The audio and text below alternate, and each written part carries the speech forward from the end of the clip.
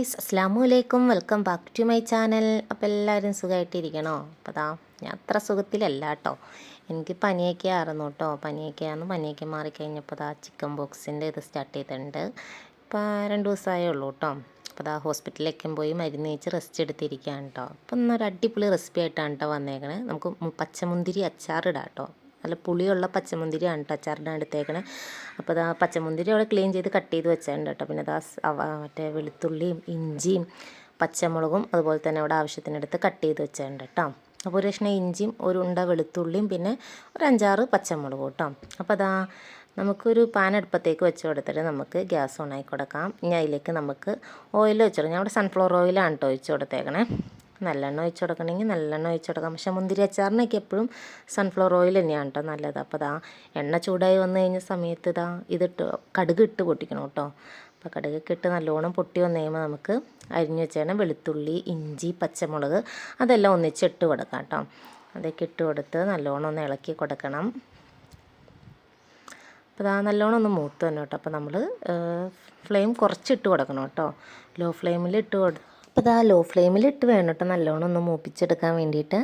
അപ്പോൾ നല്ലോണം ഒന്ന് ഇളക്കി കൊടുത്തുകൊണ്ടിരിക്കുക. നല്ലോണം ബ്രൗൺ കളറായി വരണം കേട്ടോ. അപ്പോൾ ചിക്കൻ ബോക്സ് ഉണ്ടായതിന് അത്യാവശ്യം നല്ലോണം വയ്യായ്കയും കാര്യങ്ങളൊക്കെ ഉണ്ട് കേട്ടോ.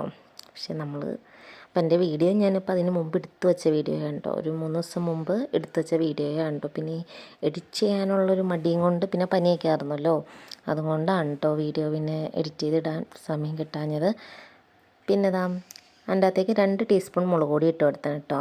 അത് കാശ്മീരി മുളക് പൊടിയും സാധാ എരിവുള്ള മുളക് പൊടി രണ്ടോടെയും കൂടി മിക്സ് ചെയ്ത് പൊടിപ്പിച്ചതാണ് കേട്ടോ. അപ്പോൾ 2 ടീസ്പൂൺ മുളക് പൊടിയും പിന്നെ ഒരു 1/4 ടീസ്പൂൺ മഞ്ഞൾപ്പൊടിയോടെ ഇട്ട് കൊടുത്തിട്ടുണ്ട്.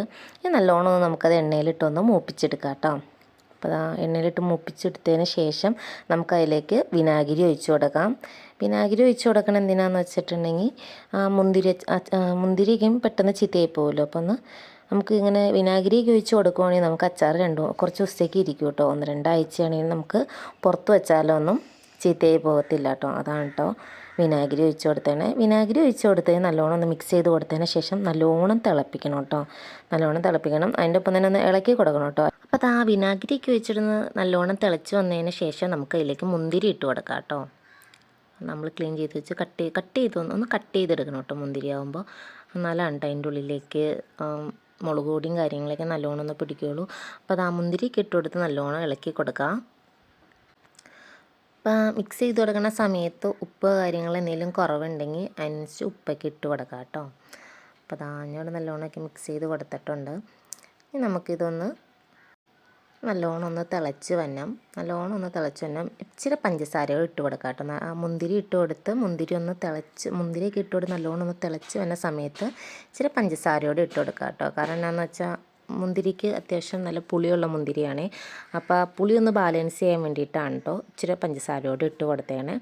നല്ലോണം തിളപ്പിക്കുക. എന്നിട്ട് 1 മിനിറ്റ് ഒന്ന് മൂടി വെച്ച് നല്ലോണം ഒന്ന് തിളപ്പിക്കണം കേട്ടോ. 1 മിനിറ്റത്തേക്ക് മൂടി വെച്ചാൽ മതി കേട്ടോ. 1 മിനിറ്റ് മൂടി വെച്ച് നല്ലോണം ഒന്ന് തിളപ്പിക്കാം. അപ്പം നല്ലോണം തിളപ്പിക്കണമെന്ന് പറഞ്ഞതിൻ്റെ കാരണം അല്ലെങ്കിൽ പെട്ടെന്ന് ചീത്തയായി പോട്ടോ. അതുകൊണ്ടാണ് കേട്ടോ നല്ലോണം തിളപ്പിക്കണത്. പിന്നെ മുന്തിരിയൊക്കെ നല്ലോണം ഒന്ന് വെന്ത് കിട്ടണം. എന്നാലാണ് കേട്ടോ അത് കുറച്ച് നാളാണെങ്കിൽ ഇരിക്കുകയുള്ളൂ. മുന്തിരിയുടെ ഉള്ളിലേക്കാണെങ്കിലും അതിൻ്റെ ചാറെല്ലാം ഇറങ്ങി ചെന്ന് നല്ല ടേസ്റ്റ് ഉണ്ടാവണമെങ്കിൽ നല്ലോണം ഒന്ന് ഇതുപോലെ ഒന്ന് തിളപ്പിച്ചെടുക്കണം കേട്ടോ. അപ്പോൾ നല്ലോണം ഒന്ന് തിളച്ചതിന് ശേഷം നമുക്ക് ഫ്ലെയിം ഓഫാക്കി കൊടുക്കണം. അപ്പോൾ ഞാൻ ഇവിടെ ഫ്ലെയിം ഓഫാക്കി കൊടുത്തിട്ടുണ്ട് കേട്ടോ.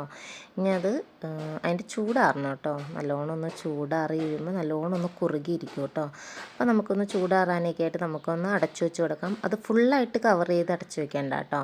നമുക്ക് ജസ്റ്റ് ഒന്ന് ചെറുതായിട്ടൊന്ന് മൂടി വെച്ച് കൊടുത്താൽ മതി. കാരണം അതിൻ്റെ ആവിയൊക്കെ പുറത്തേക്ക് പോകാൻ പാകത്തിന്. അപ്പോൾ ഞാൻ ചൂടൊക്കെ ആറിക്കഴിഞ്ഞ് ഇവിടെ തുറന്ന് നോക്കിയപ്പോൾ നല്ല കുറുകി നല്ല സെറ്റായിട്ട് ഇരിക്കേണ്ട കേട്ടോ. കണ്ടതാ ഈ രീതിയിലാണ് കേട്ടോ അത് ഇരിക്കേണ്ടത്. അപ്പോൾ കണ്ടോ ഇങ്ങനെ നല്ലോണം കുറുകി ഇരിക്കണം കേട്ടോ. എന്നാലാണ് കേട്ടോ അതിൻ്റെ ഒരു പാകം വരുള്ളൂ. അപ്പോൾ നെയ്ച്ചോറിൻ്റെയും ബിരിയാണിയുടെയൊക്കെ ഒപ്പം കഴിക്കാൻ പറ്റിയൊരു അടിപൊളി ഐറ്റമാണ് കേട്ടോ. അപ്പോൾ നിങ്ങൾക്ക് ഇഷ്ടമാണെങ്കിൽ ചോറിൻ്റെ കൂടെയൊക്കെ കഴിക്കാം കേട്ടോ. നല്ല അടിപൊളി ഐറ്റമാണ് കേട്ടോ ഇത്. അപ്പോൾ വീട്ടിലെല്ലാവരും ഒന്ന് ട്രൈ ചെയ്ത് നോക്കണം കേട്ടോ. ട്രൈ ചെയ്ത് നോക്കിയിട്ട് ഇഷ്ടമെങ്കിൽ എല്ലാവരും കമൻറ്റും ചെയ്യണം കേട്ടോ. അപ്പോൾ നമ്മുടെ ഇന്നത്തെ വീഡിയോ ഇത്രയേ ഉള്ളൂ. വീഡിയോ ഇഷ്ടമെങ്കിൽ എല്ലാവരും ലൈക്ക് ചെയ്യുക, ഷെയർ ചെയ്യുക, മറക്കാതെ സബ്സ്ക്രൈബും ചെയ്യുക കേട്ടോ. അപ്പോൾ അടുത്തൊരു വീഡിയോയുമായി കാണാം. അസ്സലാമു അലൈക്കും.